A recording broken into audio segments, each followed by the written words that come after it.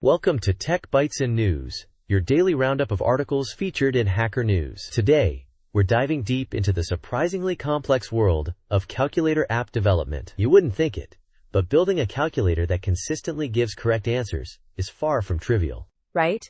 I mean, it's a calculator, not rocket science, right?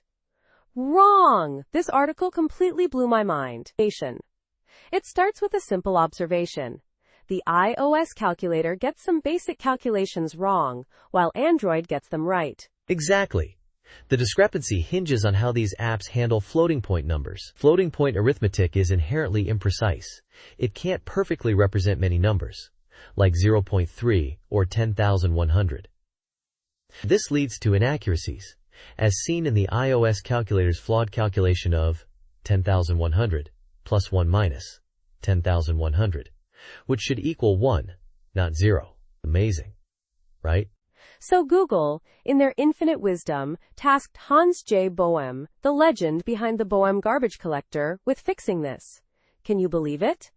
They gave this renowned expert in concurrent programming and C++ the seemingly simple task of building a calculator app. It's a testament to the depth of the problem.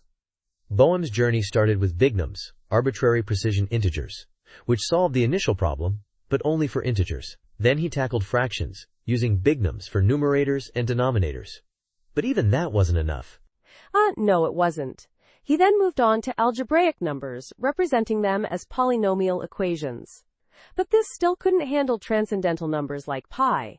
It's like a never-ending quest for precision. Incredible! Precisely. He eventually delved into constructive real numbers and recursive real arithmetic, RRA. RRA allows you to compute numbers to any desired precision, but checking for exact equality becomes impossible. This is where things get really interesting. I see. So even with RRA showing 0 when the result is extremely close to 0 but not exactly 0 would be misleading. They couldn't just blindly use RRA because of the equality problem. Right? Exactly. Boehm and his team realized they didn't need the full power of RRA for all calculations. They combined RRA with rational arithmetic, using rationals when possible and resorting to RRA only when necessary, like when dealing with pi or square root 2. Brilliant! And to further optimize, they introduced symbolic representations for common irrational numbers like pi, square root 2, etc. This allowed them to perform calculations symbolically when possible, avoiding the computational overhead of RRA. Ingenious! It's a beautiful blend of precision and efficiency. Their final solution represents numbers as a rational number multiplied by an RRA number or a symbolic representation. This ensures that all displayed digits are correct while minimizing the use of computationally expensive RRA. Amazing! So, the seemingly simple calculator app became a deep dive into number theory, algorithm design, and the limits of computation. It's a testament to the complexity hidden beneath the surface of everyday technology. Mind-blowing! Absolutely.